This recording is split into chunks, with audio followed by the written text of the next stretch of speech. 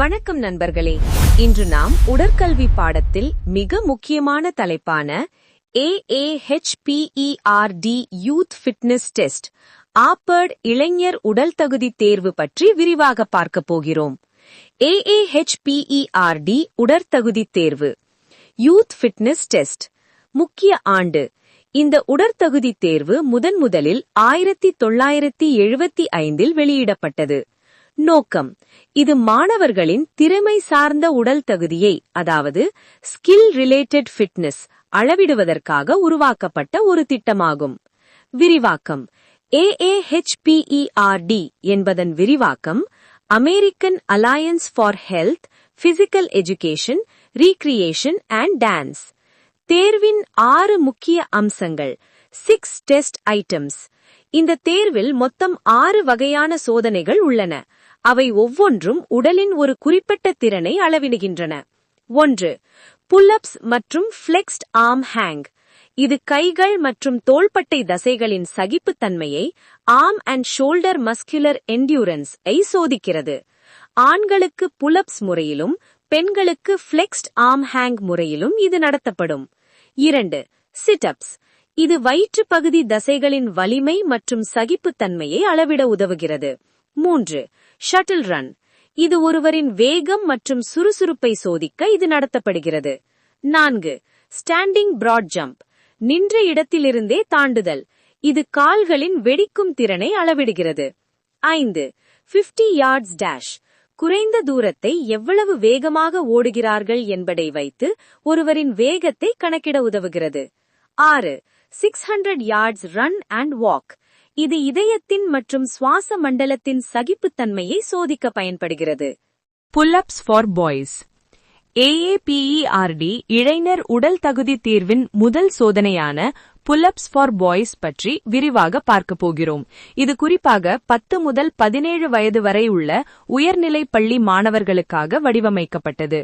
நோக்கம்: இந்த சோதனையின் மிக முக்கியமான நோக்கம் ஒரு மாணவரின் கைகள் மற்றும் தோள்பட்டை தசைகளின் சகிப்புத்தன்மையை அளவிடுவதாகும். தேவையான உபகரணங்கள்: இதற்கு 1.5 அங்குல விட்டம் கொண்ட ஒரு கிடைமட்ட கம்பி, ஹாரிசான்டல் பார் மற்றும் அதை தாங்கும் செங்குத்து கம்பிகள் தேவைப்படும். சோதனை செய்யும் முறை. இந்த சோதனையை செய்யும் முறையை இப்போது பார்ப்போம். முதலில் மாணவரின் உயரத்திற்கு ஏற்ப கிடைமட்ட கம்பி சரி செய்யப்பட வேண்டும். மாணவர்கள் நின்ற நிலையிலிருந்து உள்ளங்கைகள் முன்புறம் பார்த்தவாறு கம்பியை பிடித்து தொங்க வேண்டும். ஆசிரியரின் உத்தரவு வந்தவுடன் மாணவர் தனது உடலை மேலே தூக்க வேண்டும். அவரது தாடை கம்பிக்கு மேலே செல்லும் வரை தூக்க வேண்டும். பிறகு கைகள் நேராகும் வரை உடலை கீழே இறக்க வேண்டும். இவ்வாறு தம்மால் இயன்றவரை தொடர்ந்து செய்ய வேண்டும். முக்கிய விதிகள். இந்த சோதனையின் போது சில விதிகளை மாணவர்கள் கண்டிப்பாக பின்பற்ற வேண்டும். கால்களால் உதைப்பதோ அல்லது உடலை தேவையில்லாமல் குலுக்கி மேலே ஏறுவதோ கூடாது. உடல் ஆடிக்கொண்டே இந்த பயிற்சியை செய்யக்கூடாது. ஒவ்வொரு முறையும் கீழே வரும்போதும் முழங்கைகள் முழுமையாக நேராக, எல்போ எக்ஸ்டெண்டட், நீட்டப்பட வேண்டும். மதிப்பீடு. மதிப்பீடு செய்வது மிகவும் எளிது. ஒரு மாணவர் சரியாக செய்த ஒவ்வொரு புல்-அப்புக்கும் 1 மதிப்பெண் வழங்கப்படும். முறையற்ற வகையில் செய்யப்படும் பயிற்சிகள் கணக்கில் எடுத்துக்கொள்ளப்படாது. இரண்டாவதாக பார்க்க போகும் சோதனை பெண்களுக்கான ஃப்ளெக்ஸ்ட் ஆர்ம் ஹேங் ஃபார் கேர்ள்ஸ். இது 10 முதல் 17 வயது வரை உள்ள உயர்நிலை பள்ளி மாணவிகளுக்காக வடிவமைக்கப்பட்டது. நோக்கம்: ஆண்களைப் போலவே மாணவிகளுக்கும் கைகள் மற்றும் தோள்பட்டை தசைகளின் சகிப்புத்தன்மையை, ஆர்ம் அண்ட் ஷோல்டர் மஸ்குலர் என்டியூரன்ஸை துல்லியமாக அளவிடுவதே இச்சோதனையின் நோக்கமாகும். தேவையான உபகரணங்கள். இதற்கு 1.5 அங்குலம் விட்டம் கொண்ட ஒரு கிடைமட்ட கம்பி, ஹாரிசான்டல் பார், செங்குத்து கம்பிகள் மற்றும் நேரத்தை கணக்கிட ஒரு ஸ்டாப் வாட்ச் அவசியம் தேவை. சோதனை செய்யும் முறை. இந்த சோதனை எவ்வாறு நடைபெறுகிறது என்பதை பார்ப்போம். முதலில் கம்பியின் உயரம் ஒவ்வொரு மாணவியின் நிற்கும் உயரத்திற்கு ஏற்ப சரி செய்யப்பட வேண்டும். மாணவிகள் ஓவர்ஹெட் கிராஸ்ப் முறையில் கம்பியை பிடிக்க வேண்டும். 2 உதவியாளர்களின், ஸ்பாட்டர்ஸின், ஒருவருக்கு முன்னால் ஒருவர் பின்னால் ஒருவர் உதவியுடன் மாணவி தனது உடலை மேலே உயர்த்த வேண்டும். முழங்கைகள் மடங்கிய நிலையில் ஃப்ளெக்ஸ்ட் எல்போஸில் மார்பு கம்பிக்கு அருகிலும் தாடை கம்பிக்கு மேலேயும் இருக்கும்படி தொங்க வேண்டும். இந்த நிலையில் எவ்வளவு நேரம் தம்மால் இருக்க முடியுமோ அவ்வளவு நேரம் இருக்க வேண்டும். முக்கிய விதிகள். நேரத்தை கணக்கிடும்போது பின்வரும் விதிகளை கவனிக்க வேண்டும். ஒரு மாணவி தொங்கும் நிலைக்கு வந்தவுடன் ஸ்டாப் வாட்சை தொடங்க வேண்டும். கீழ்க்கண்ட நிலைகளில் நேரத்தை நிறுத்திவிட வேண்டும். 1. மாணவியின் தாடை கம்பியை தொடும்போது. 2.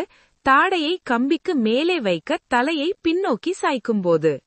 3. மாணவியின் தாடை கம்பியின் மட்டத்திற்கு சமமாகவோ அல்லது அதற்கு கீழேயோ இறங்கும்போது. மதிப்பீடு. மாணவி எவ்வளவு வினாடிகள் அந்த நிலையில் ஹேங்கிங் பொசிஷனில் இருந்தார் என்பது கணக்கிடப்பட்டு மிக நெருக்கமான வினாடிக்கு பதிவு செய்யப்படும். நீ சிட்-அப்ஸ். நாம் ஏற்கனவே புல்-அப்ஸ் மற்றும் ஃப்ளெக்ஸ்ட் ஆர்ம் ஹேங் பற்றி பார்த்தோம். அதன் தொடர்ச்சியாக இன்று நாம் பார்க்கப் போகும் தலைப்பு சிட்-அப்ஸ். சிட்-அப்ஸ் வயிற்றுப்பகுதி தசை பயிற்சி, abdominal muscular strength and endurance. நோக்கம், பர்பஸ். இந்த சோதனையானது ஒரு மாணவரின் வயிற்றுப்பகுதி தசைகளின் வலிமை மற்றும் சகிப்புத்தன்மையை அளவிட உதவுகிறது. தேவையான உபகரணங்கள். இதற்கொரு மென்மையான விரிப்பு அல்லது புல்வெளி தரை போதுமானது. சோதனை முறை. டிஸ்கிரிப்ஷன். மாணவர் தரையில் மல்லாக்கப்படுத்து முழங்கால்களை மடக்க வேண்டும். பாதம் தரையில் இருக்க வேண்டும். கைகளை தலையின் பின்னால் கோர்த்துக் கொள்ள வேண்டும். ஆசிரியரின் சிக்னல் கிடைத்தவுடன் மாணவர் தனது உடலை தூக்கி முழங்கால்களால் முழங்கால்களை தொட வேண்டும். 1 நிமிடத்தில் எத்தனை முறை சரியாக செய்கிறார் என்பது கணக்கிடப்படும். Shuttle run. வேகம் மற்றும் சுறுசுறுப்பு. மாணவர்களின் வேகம், ஸ்பீட் மற்றும் திசையை மாற்றும் சுறுசுறுப்பை அளவிடுவது இந்த சோதனையின் நோக்கமாகும். தேவையான உபகரணங்கள். 2 மரக்கட்டைகள், உடன் பிளாக்ஸ், ஒரு தட்டையான தளம் மற்றும் நேரத்தை கணக்கிட ஸ்டாப் வாட்ச். சோதனை முறை. 2 கோடுகள் 30 அடி இடைவெளியில் வரையப்படும். ஒரு கோட்டிற்கு பின்னால் 2 மரக்கட்டைகள் வைக்கப்படும். மாணவர் மற்றொரு கோட்டிலிருந்து ஓடி சென்று ஒரு மரக்கட்டையை எடுத்து வந்து தொடக்க கோட்டில் வைக்க வேண்டும். உடனடியாக திரும்பி சென்று 2வது கட்டையையும் எடுத்து வந்து கோட்டை கடக்க வேண்டும். இதில் மிக குறைந்த நேரத்தில் யார் முடிக்கிறார்களோ அவர்களுக்கு அதிக மதிப்பெண் வழங்கப்படும். Standing broad jump. நின்ற இடத்திலிருந்தே நீளம் தாண்டுதல். நாம் AHPERD உடல் தகுதி தேர்வின் 4வது சோதனையான ஸ்டாண்டிங் பிராட் ஜம்ப் பற்றி பார்க்கப் போகிறோம். இது 10 முதல் 17 வயது வரையிலான மாணவ மாணவியர் அனைவருக்கும் பொதுவான ஒரு சோதனையாகும். 1. நோக்கம், பர்பஸ். இந்த சோதனையின் மிக முக்கியமான நோக்கம் ஒரு நபரின் கால்களில் உள்ள வெடிக்கும் திறனை துல்லியமாக அளவிடுவதாகும். 2. தேவையான வசதிகள் மற்றும் உபகரணங்கள், ஃபெசிலிட்டிஸ் அண்ட் எக்விப்மெண்ட்ஸ். இதனை செய்ய ஒரு உடற்பயிற்சி கூடம், ஜிம்னாஸ்டிக் ஹால், கால்கள் வழுக்காதவாறு ஒரு நுரை விரிப்பு, ஃபோம் மேட் மற்றும் தூரத்தை அளக்க ஒரு அளவிடும் நாடா ஆகியவை தேவை. சோதனை செய்யும் முறை. டிஸ்கிரிப்ஷன். மாணவர்கள் இச்சோதனையை செய்யும் சரியான முறை இதோ. 1. தரையில் ஒரு தொடக்கக்கோடு வரையப்பட வேண்டும். 2. மாணவர்கள் தங்கள் கால் விரல்கள் கோட்டை தொடுமாறு நிற்க வேண்டும். கால்களுக்கு இடையே சற்று இடைவெளி இருக்க வேண்டும். 3. குதிப்பதற்கு முன் உடலை சற்றே முன்னோக்கி வளைத்து கிரவுச் ஸ்லைட்லி, கைகளை முன்னும் பின்னும் வீசி உந்த வேண்டும். பிறகு 2 கால்களையும் ஒரே நேரத்தில் உந்தி தம்மால் இயன்றவரை அதிக தூரத்திற்கு தாண்ட வேண்டும். 4. தரை இறங்கும்போது 2 கால்களையும் ஊன்றி சரியாக நிற்க வேண்டும். முக்கிய விதிகள். 1. தாண்டும்போது தொடக்க கோட்டை மிதிக்கவோ அல்லது தாண்டவோ கூடாது. 2. மாணவர் தரையிறங்கும்போது கால்கள் முழுமையாக தரையில் பதிய வேண்டும். 3. மதிப்பீடு. 1. தொடக்க கோட்டிலிருந்து மாணவர் குதித்து விழுந்த இடத்தின் குதிகால் பகுதிக்கு க்ளோசஸ்ட் ஹீல் பொசிஷனுக்கு இடைப்பட்ட தூரம் அளக்கப்படும்.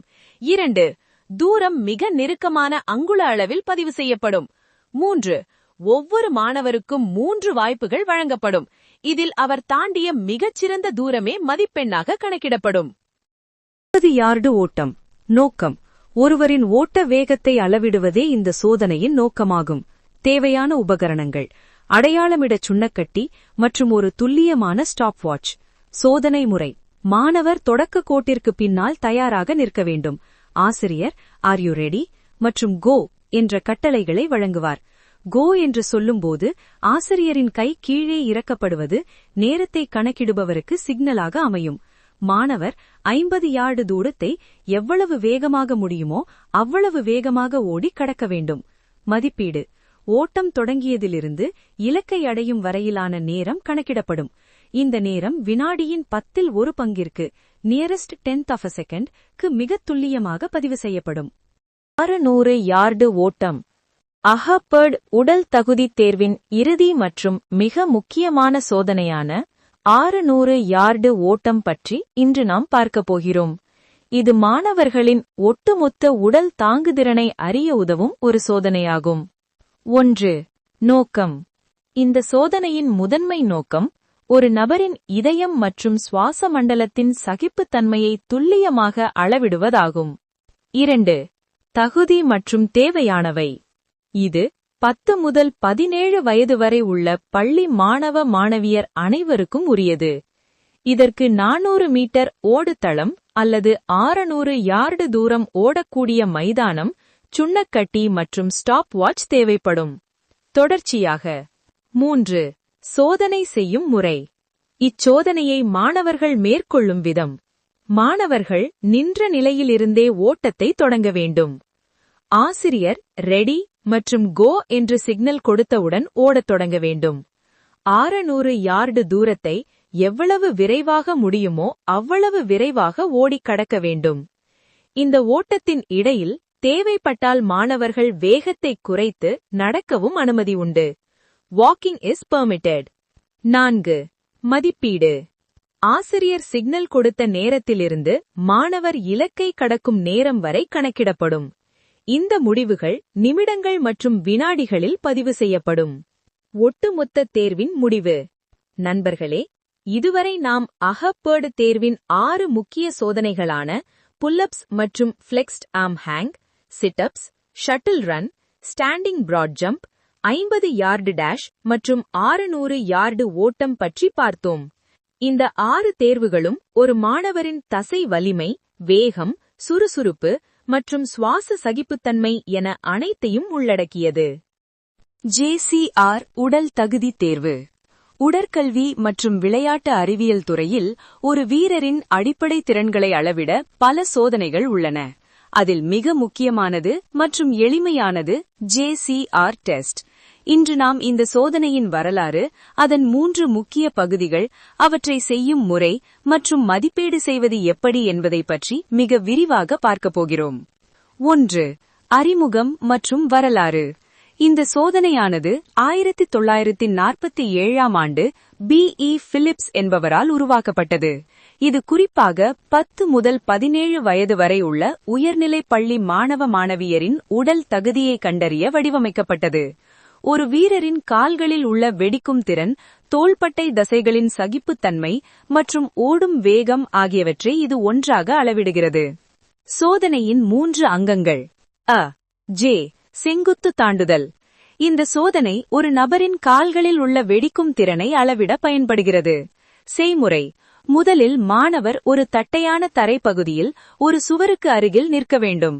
முதலில் கால்களை தரையில் ஊன்றி எட்டக்கூடிய மிக உயர்ந்த இடத்தில் சுவரில் ஒரு அடையாளத்தை, இனிஷியல் மார்க், இட வேண்டும்.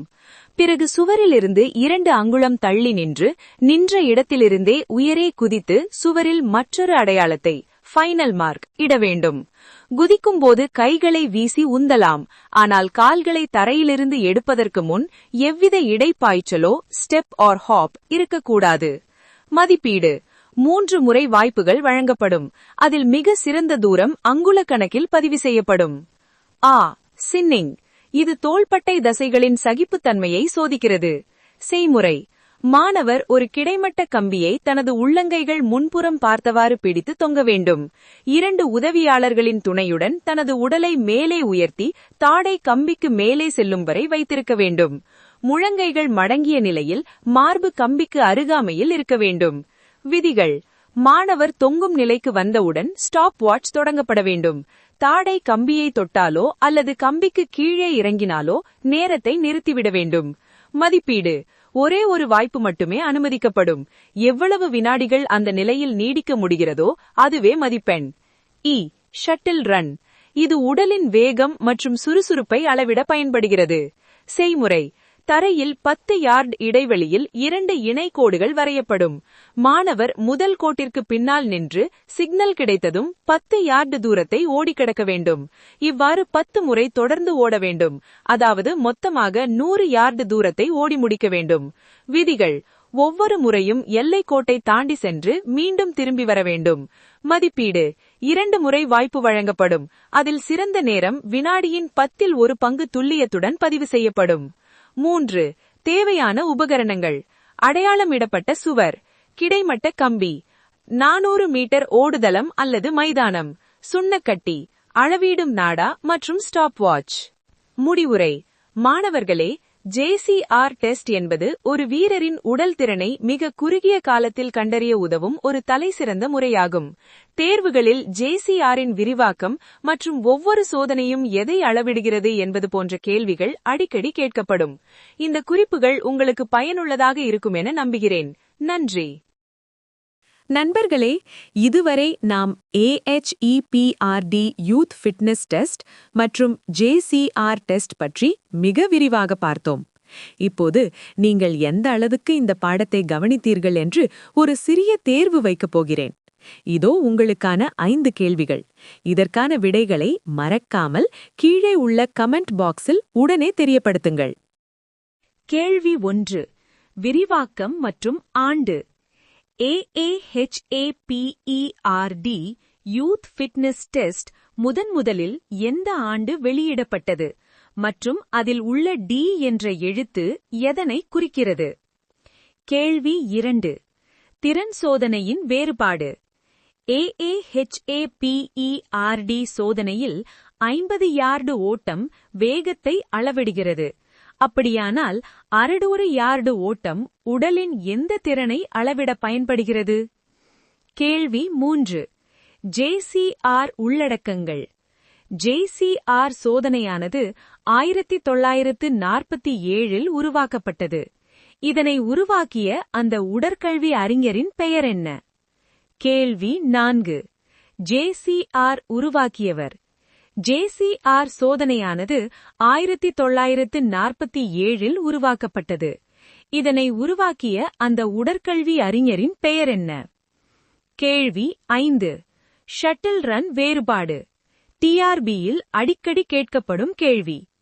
AAHAPERDயில் உள்ள ஷட்டில் ரன் 30 அடி தூரம் கொண்டது. ஆனால் JCR சோதனையில் ஒரு மாணவர் எத்தனை யார்டு தூரத்தை 10 முறை ஓடிக்கடக்க வேண்டும்?